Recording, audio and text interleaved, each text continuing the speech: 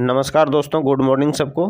सभी का स्वागत है हमारे इस चैनल में। ठीक है, अभी स्टार्ट करते हैं। हम लोग आज देखते हैं कि पर्यावरण में हम लोग भोजन एवं उसके घटक का पार्ट देख रहे थे। ये सीटेट और जेटेट एग्जाम के लिए बहुत इंपॉर्टेंट है। यहाँ से 2-3 प्रश्न पूछा जाता है। फर्स्ट पार्ट हम लोग देख चुके हैं, सेकेंड का पार्ट की आज हम लोग चर्चा कर रहे हैं। चलिए, वीडियो अच्छा लगेगा तो सब्सक्राइब नहीं किए हैं तो जरूर करेंगे। चलिए देखते हैं आज का पहला प्रश्न। कहता है कि शरीर में कोलेस्ट्रॉल की मात्रा को कम करने के लिए किसका प्रयोग किया जाता है, यानी किसका उपयोग किया जाता है। ऑप्शन देखिए, अदरक, लहसुन, मेथी या फिर तुलसी। तो तुलसी इसका आंसर होगा, डी सही आंसर है। यानी शरीर में कोलेस्ट्रॉल की मात्रा जो होती है कम हो जाएगी यदि तुलसी का प्रयोग किया जाए तो। आगे देखिए, प्रश्न कहता है कि पेट में भोजन को पचाने के लिए निम्नलिखित में से किसकी सर्वाधिक आवश्यकता पड़ती है। यानी पेट में जो भोजन होता है उसको पचाने के लिए सबसे ज़्यादा आवश्यकता किसकी होती है। हवा की, जल की, एंजाइम की या फिर खनिज की। तो याद रखेंगे इसका आंसर होगा खनिज। यानी खनिज जो होते हैं भोजन को पचाने में सबसे ज़्यादा सहयोग करते हैं। ठीक है, आवश्यकता होती है। आगे देखिए, एक संतुलित आहार पौष्टिक तभी माना जाता है। यानी ये भोजन होता है, जो होता है ना पोषण, तभी इसको हम लोग क्या बोलते हैं, संतुलित माना जाता है जब, देखिए ऑप्शन देखिए, हमारी भूख शांत करता है, या भोजन के सभी पौष्टिक तत्वों से संपन्न हो, या अच्छी प्रकार से पकाया गया हो, या फिर सुपाच्य हो। तो इसका आंसर हो गया यहाँ बी। यानी भोजन के सभी प्रकार के पोषक तत्व है ना, जिसमें कार्बोहाइड्रेट, प्रोटीन, खनिज, लवण, विटामिन सब उपस्थित रहते हैं, तभी उसको हम लोग संतुलित भोजन कहते हैं, संतुलित आहार कहते हैं। बी इसका सही आंसर है। अगला प्रश्न देखिए, संतुलित आहार में प्रोटीन युक्त पदार्थों का होना आवश्यक है।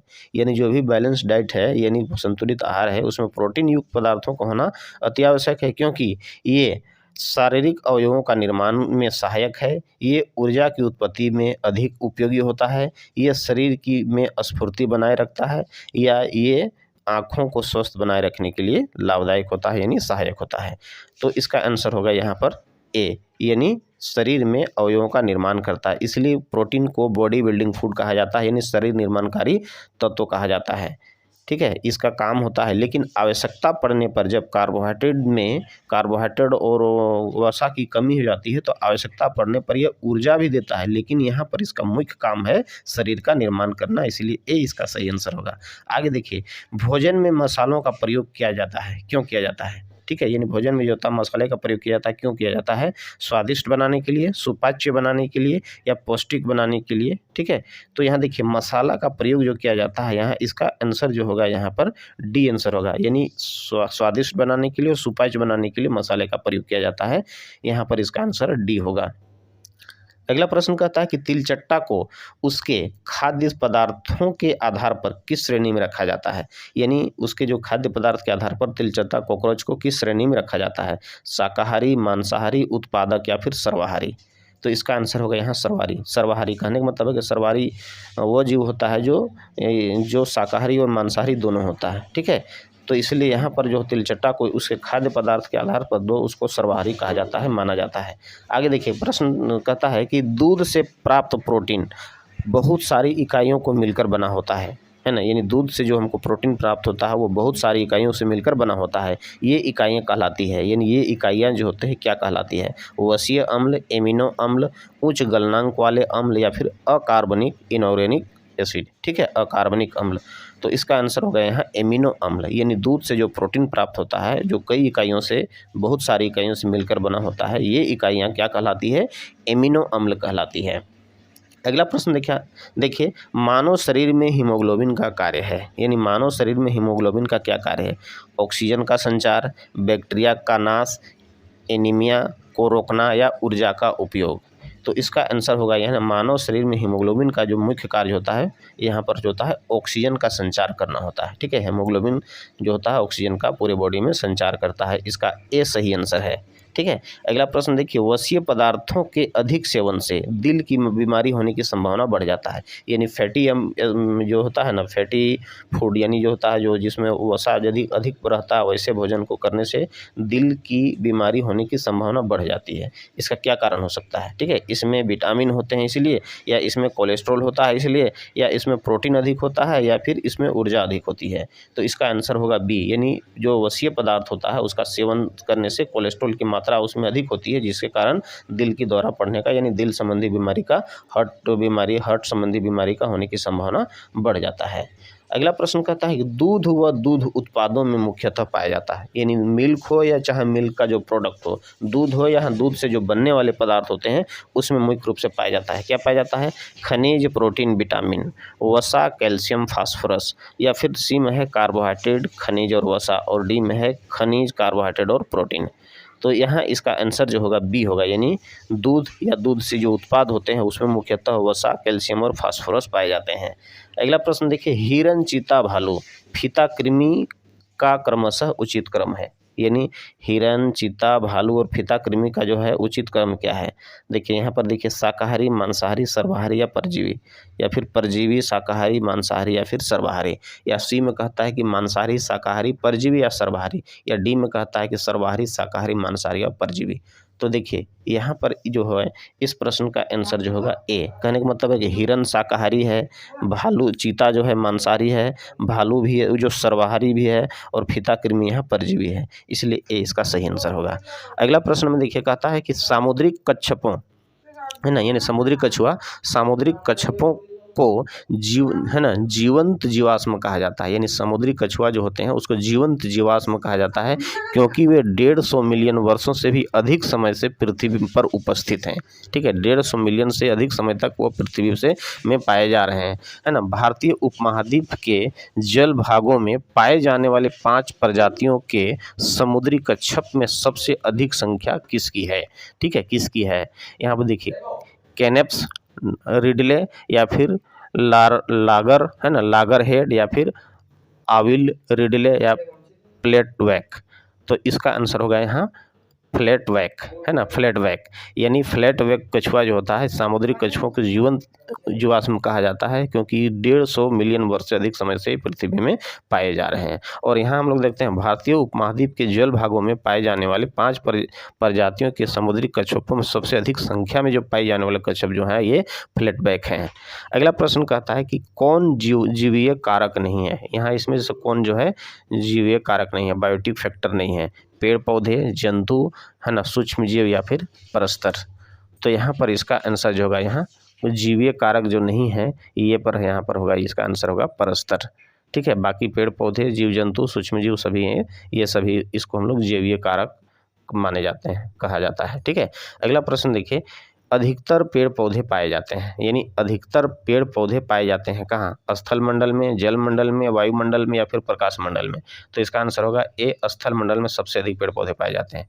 निम्नलिखित में से भोजन बनाने का सबसे यानी अच्छा तरीका कौन है? ठीक है, यानी निम्नलिखित में भोजन बनाने का कौन सा तरीका यहाँ सबसे अच्छा है ना? सब्जियों को अच्छी तरह से धोना और फिर काटना, सब्जियों को काटना और तब उन्हें चलते पानी में धोना। ठीक है, या फिर सब्जियों को काटना और पकाने से पहले उन्हें कुछ समय के लिए धूप में रखना, या फिर बैक्टीरिया नष्ट करने के लिए सब्जियों को गहरे तलते हुए पकाना। तो इसका आंसर यहाँ होगा ए, यानी सब्जियों को जो पकाने से पहले ही उसको धोना, यानी काटने से पहले धो लेना है, धोने के बाद नहीं काटना है, इसलिए ए इसका सही आंसर होगा। आगे देखिए, सीटेट में पूछे गए कुछ प्रश्न बोले इसी चैप्टर से।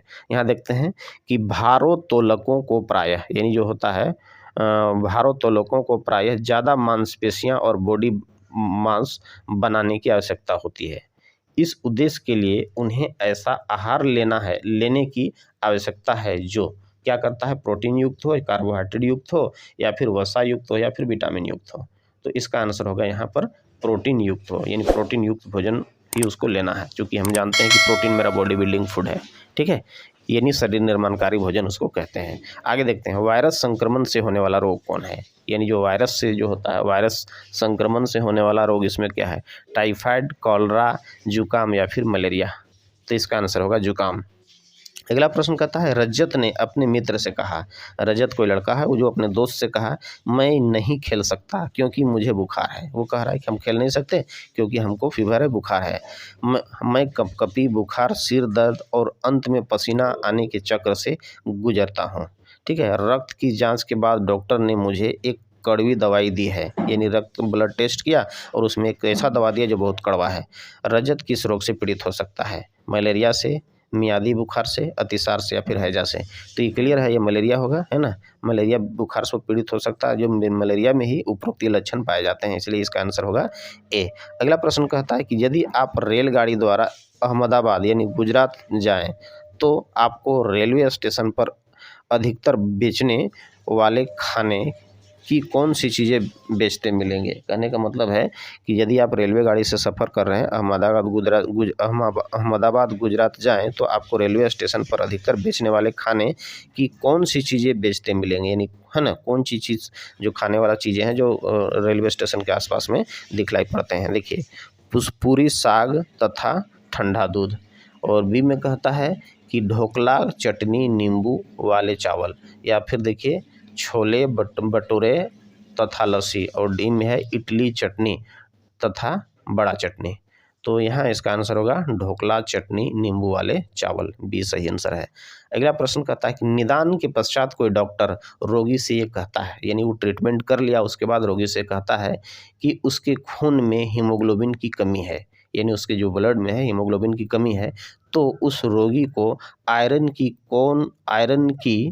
कमी को पूरा करने के लिए क्या क्या खाना चाहिए, है ना। आयरन की कमी को पूरा करने के लिए क्या क्या खाना चाहिए। पहला देखिए आंवला, हरी पत्तीदार सब्जी, गुड़। और फिर देखिए चावल, चीनी, आंवला। और सी है हरी पत्तीदार सब्जियां, गेहूं, संतरा। और डी में है गुड़, नींबू और मटर। तो इसका आंसर होगा ए, आंवला, हरी पत्तीदार सब्जी और गुड़, इसका आंसर होगा। अगला प्रश्न कहता है कि विटामिन ऐसे पदार्थ हैं जो हीनता जनित रोगों से बचने के लिए थोड़ी मात्रा में आवश्यक है। बी में है हमारी उपापचय दर बढ़ाकर भार में कमी लाता है। और सी में है स्वस्थ रहने के लिए दवाई के रूप में मिल जाता है। और डी में है पेशियों का विकास कर हमें ताकतवर बनाता है।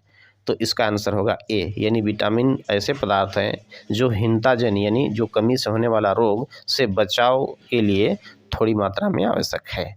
अगला प्रश्न है पके हुए चावल रेफ्रिजरेटर में अपेक्षाकृत अधिक लंबे समय तक परिरक्षित किए जा सकते हैं, यानी अधिक लंबे समय तक उसको हम लोग सुरक्षित रख सकते हैं, क्योंकि कम तापमान पर भोजन की नमी तत्व घट जाती है। या फिर रेफ्रिजरेटर में कुछ ऐसे रसायन होते हैं जो रोगाणुओं को नष्ट कर देते हैं। या कम तापमान पर रोगाणु निष्क्रिय हो जाते हैं और रोगाणु कम तापमान पर नष्ट हो जाते हैं। तो इसका आंसर होगा सी, यानी कम तापमान पर रोगाणु जो होते हैं निष्क्रिय हो जाते हैं। आगे देखते हैं अगला प्रश्न। यानी देखा गया है कि पाचन क्रिया बाहर की अपेक्षा अमाशय के अंदर अधिक तेजी से होता है। इसका क्या कारण होता है, ठीक है। यानी ऑप्शन देखिए पाचक रस जब अमाशय से बाहर रहते हैं तो निष्क्रिय हो जाते हैं।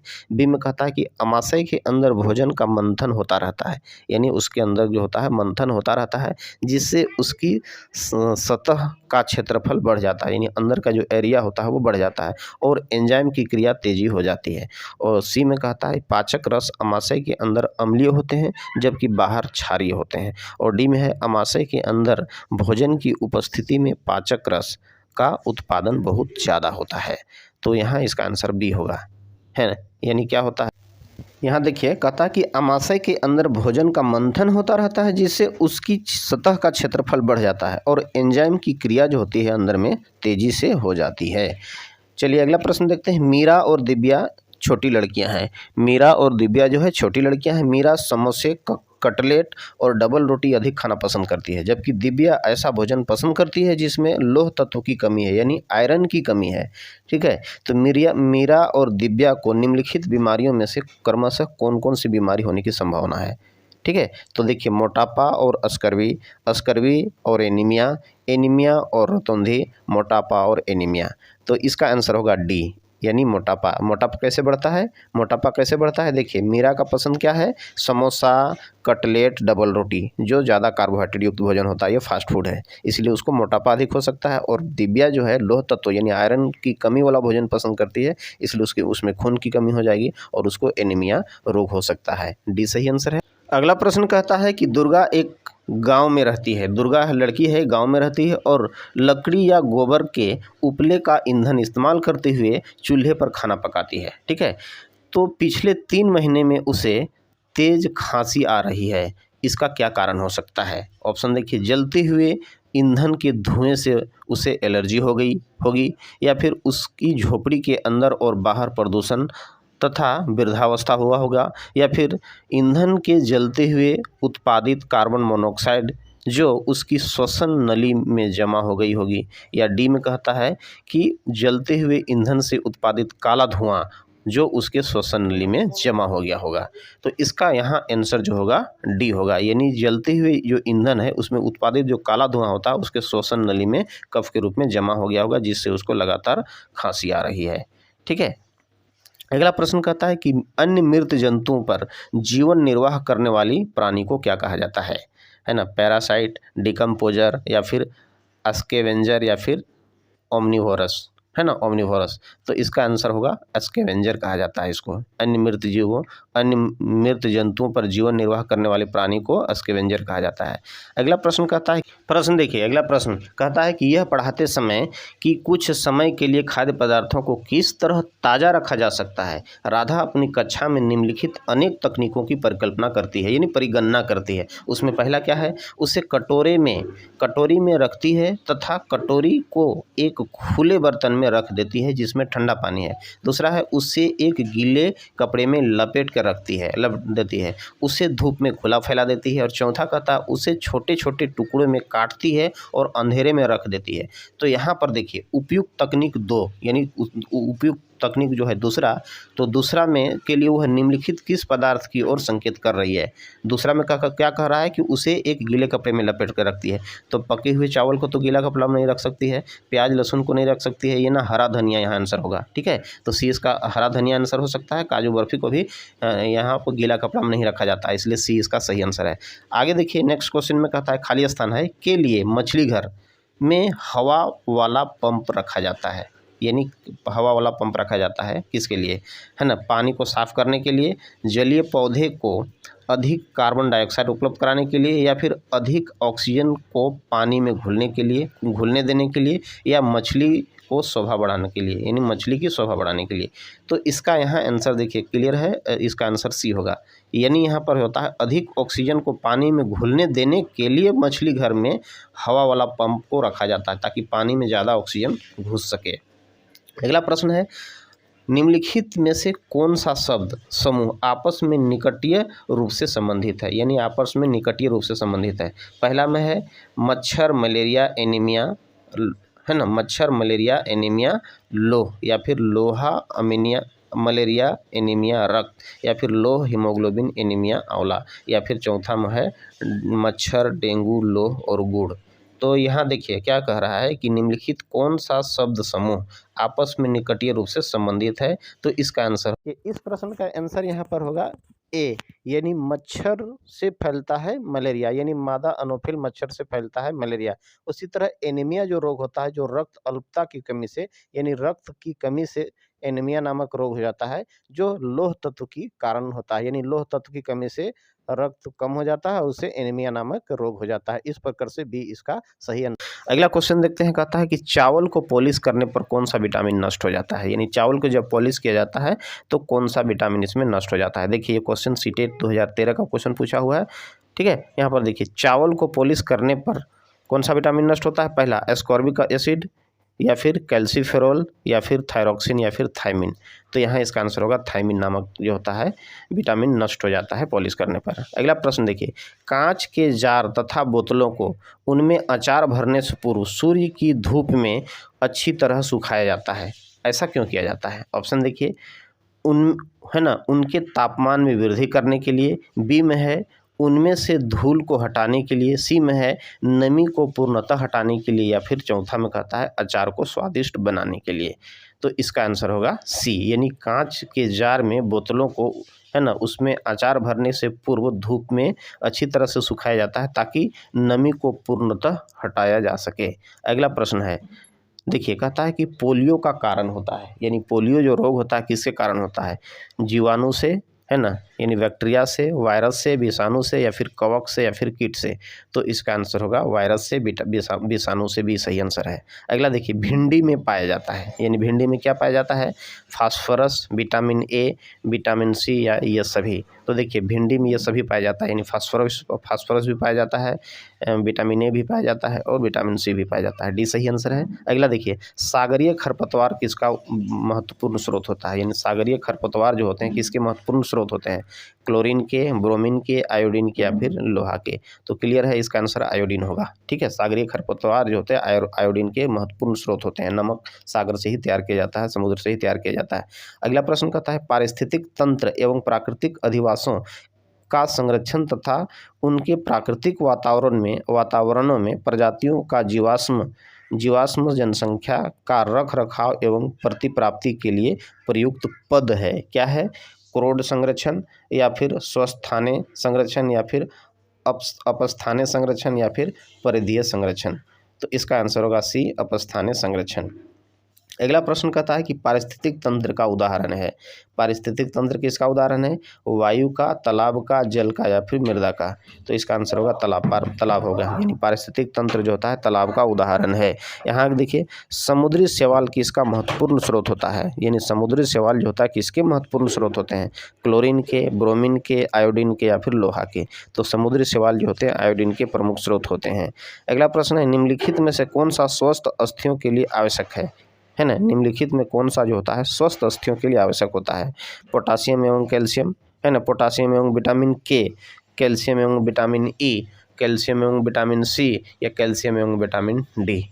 तो इसका आंसर होगा कैल्शियम एवं विटामिन डी जो होता है स्वस्थ अस्थियों के लिए बहुत जरूरी होता है।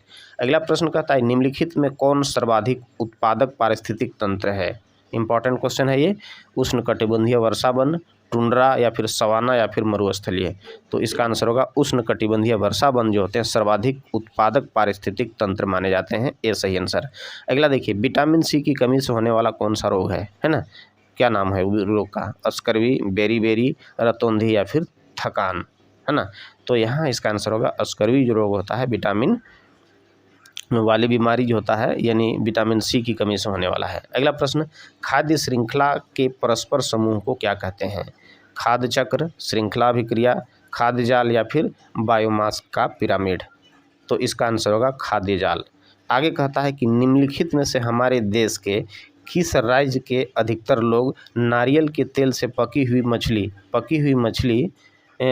समुद्री मछली खाना पसंद करते हैं। क्वेश्चन फिर से देखिए, यानी किस हमारे देश के किस राज्य के अधिकतर लोग जो होते हैं नारियल के तेल से पकी हुई समुद्री मछली को खाना पसंद करते हैं, मिजोरम के, बिहार के, गोवा के या फिर जम्मू कश्मीर के। तो इसका आंसर होगा मिजोरम के लोग। मिजोरम के लोग जो होते हैं ना, ये होता है नारियल के तेल से तला हुआ मछली को ज़्यादा पसंद करता है खाने के लिए। अगला देखते हैं, रीना आम पसंद करती है। रीना एक लड़की है जो आम पसंद करती है, वह उन्हें जाड़े के लिए संरक्षित करना चाहती है ना, जाड़े के लिए वो क्या करती है, संरक्षित करना चाहती है। निम्नलिखित में से कौन सा तरीका संरक्षण के लिए सर्वाधिक उपयुक्त है। ऑप्शन देखिए, अचार व आम पापड़ बनाना, रेफ्रिजरेटर में संचित करना या फिर होता है जूस तैयार करना और वायुरोधी डिब्बों में संचित करना या फिर प्लास्टिक के थैले में रखना। तो इसका आंसर होगा ए, यानी अचार या आम पापड़ बनाना इसका सही आंसर होगा। अगला प्रश्न कहता है, खाद्य संरक्षण के लिए निम्नलिखित में से कौन सा जोड़ा सही नहीं है, यानी ठीक नहीं है, दूध पनीर, सेव जैम या फिर कच्चा आम अचार या फिर आलू चिप्स। तो इसका आंसर होगा दूध पनीर। ठीक है, दूध पनीर इसका आंसर होगा। अगला प्रश्न देखिए, यहाँ देखिए कहता है कि बच्चों के द्वारा सब्जी बाजार से इकट्ठी हुई निम्नलिखित सामग्री में से उन्हें पहचानिए और जिनके भीतर ये बीज होते हैं। यानी कहता है कि बच्चों द्वारा जो सब्जी बाजार से इकट्ठी की गई है उसमें से निम्नलिखित में से उन्हें पहचानना है कि उसके जिनके भीतर बीज पाए जाते हैं। तो आलू के भीतर बीज नहीं पाए जाते हैं, टमाटर के भीतर पाए जाते हैं। ठीक है, तो यहाँ इसको पहचानना है इसमें। तो ऑप्शन देखिए, टमाटर, नाशपाती, चीकू, भिंडी, खीरा। टमाटर, नाशपाती, चीकू, भिंडी, करेला, खीरा। नाशपाती और चीकू, टमाटर, नाशपाती और चीकू। तो इसका आंसर होगा बी, यानी टमाटर के अंदर पाया जाता है, नाशपाती के अंदर भी पाया जाता है, चीकू, भिंडी, करेला और खीरा। इसका बी सही आंसर। अगला प्रश्न देखते हैं, दही निर्माण हेतु कौन सूक्ष्मजीवी उत्तरदायी होता है। इंपॉर्टेंट क्वेश्चन है ना। देखिए यहाँ एस्परजिलस या फिर स्ट्रेप्टोकोकस या फिर देखिए है ना रेट्रोवायरस या फिर लैक्टोबैसिलस। तो यहाँ देखिए इस प्रश्न का आंसर जो होगा यहाँ पर लैक्टोबैसिलस। इंपॉर्टेंट क्वेश्चन है, लैक्टोबैसिलस के कारण जो सूक्ष्मजीवी होता है जो होता है दही निर्माण के लिए उपयोगी यानी सहायता करता है। अगला प्रश्न कहता है कि जब मोर सांप को देखता है, यानी जब मोर जो होता है सांप को देखता है, सांप कीड़े को खाता है और कीड़े हरे पौधे को खाते हैं, ठीक है, तो मोर का पोषण तल क्या है? प्राथमिक उपभोक्ता, अंतिम अपघटक या फिर प्राथमिक अपघटक या फिर खाद्य पिरामिड के शीर्ष पर? तो यहाँ इसका आंसर होगा खाद्य पिरामिड के शीर्ष पर इसका आंसर होगा। यानी मोर सांप को खा जाता है और सांप कीड़ा को खाता है और कीड़ा हरे पौधे को खाता है, तो सबसे ऊपर लेवल पर कौन हो गया? ये सांप मोर का हो गया। यह खाद्य पिरामिड में जो होता है खाद्य श्रृंखला में सबसे शीर्ष पर मोर होगा। अगला प्रश्न, जैविक समुदाय में प्राथमिक उपभोक्ता है क्या है? मांसाहारी, सर्वाहारी, शाकाहारी या फिर है ना डेट्रीटिवोर, है ना डेट्रीटिवोर? तो इसका आंसर होगा मांसाहारी। जैविक समुदाय में प्राथमिक उपभोक्ता मांसाहारी होता है। अगला प्रश्न देखते हैं। अगला देखिए, जो शाकाहारी जंतु भोजन के लिए हरे पौधे पर निर्भर होते हैं, यानी जो शाकाहारी जंतु हरे पौधे पर निर्भर होते हैं वो क्या कहते हैं? प्रथम चरण के उपभोक्ता, द्वितीय चरण के उपभोक्ता, तृतीय चरण के उपभोक्ता या फिर उपभोक्ता? तो इसका आंसर होगा प्रथम चरण के उपभोक्ता। 100 प्रश्न देखिए कहता है कि जब एक जीव लाभ लेता है, यानी जब एक जीव लाभ लेता है बगैर दूसरे सहवासी जीव को प्रभावित किए, तब उसको हम लोग क्या कहते हैं? परजीवी, सहभोजी, मृतजीवी, सहजीवी। तो इसका आंसर होगा सहजीवी।